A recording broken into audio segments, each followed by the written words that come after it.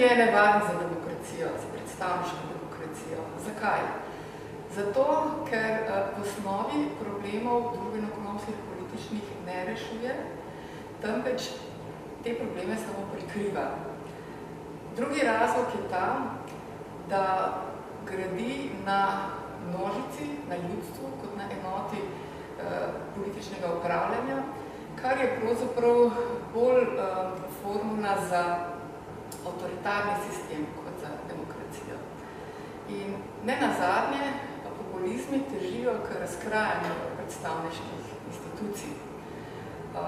To se lepo vidi recimo iz švedskega dokumentarca o ekstremno desnih strankah, kjer enega izmed voditeljev ekstremno desne populistične stranke vprašajo, kaj pa bi naredili, če bi prišli na oblast.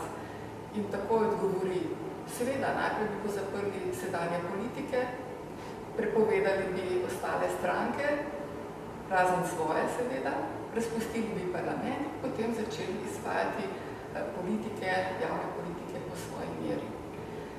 Seveda ni nujno, da se zgodi uničenje demokratičnih ustanov na tako radikalno, hiter način. Demokratične ustanove je mogoče razkrajati tudi postopoma v okoliščinah, ko populistične stranke obvladujejo institucije, tudi z zakoni. Pojem populizem se uporablja za zelo različne pojave, zato je bolj smiselno, da različujemo populizem v širšem in populizem v ožjem smislu. Populizem v širšem smislu je pravzaprav slabost predstavniške demokracije in je nekako neizogibna sestavina predstavniške demokracije. Gre za to, da ko stranke tekmujejo za oblast, v tem volilnem boju še posebej zelo slabo govorijo o drugih strankah, zelo dobro o sebi in nemalokrat uporabljajo nerealne obljube. To je sicer nekaj, kar šteje kot slabost predstavniške demokracije, vendar še ni populizem v tem ožjem smislu, ki ga ponavadi štejemo za nevarnost demokracije. Kaj je torej populizem v ožjem smislu? Populizem v ožjem smislu zajema cel politični vzorec in sicer celoto več pojavov, ki nastopajo hkrati. To je najprej razlikovanje med elito in množicami oziroma recimo temu ljudstvom.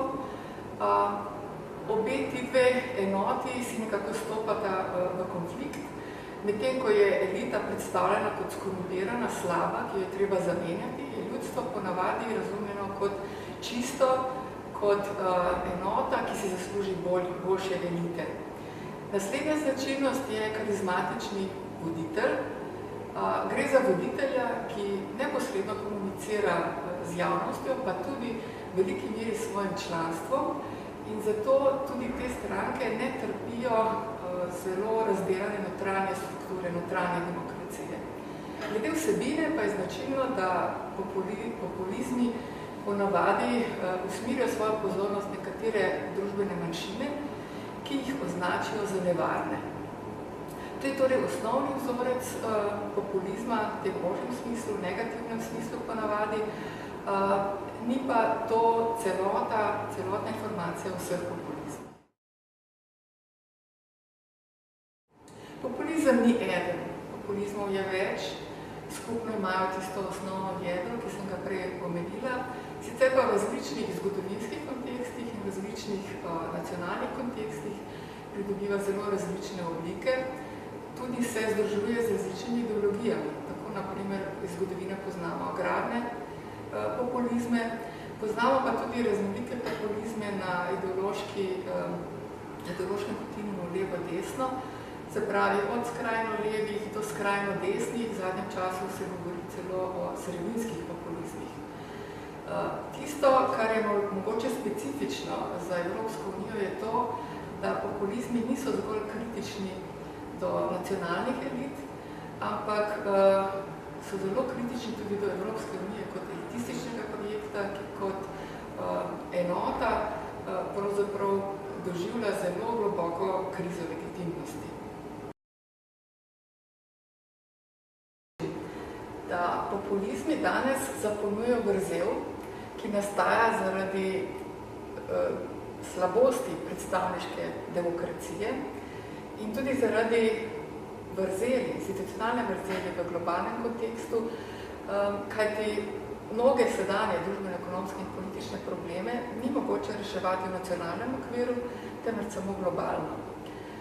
To je hkrati tudi velika slabost populizma. Populizmi so namreč zelo umeščeni v nacionalne kontekste, to je njihovo okolje in to je tudi njihovo omejitev. Ravno zato ne morejo niti izboljšati predstavniške demokracije, rekli smo, da jo razkrajajo, hkrati pa niso niti pozitivna alternativa v sodobnem globaliziranem svetu.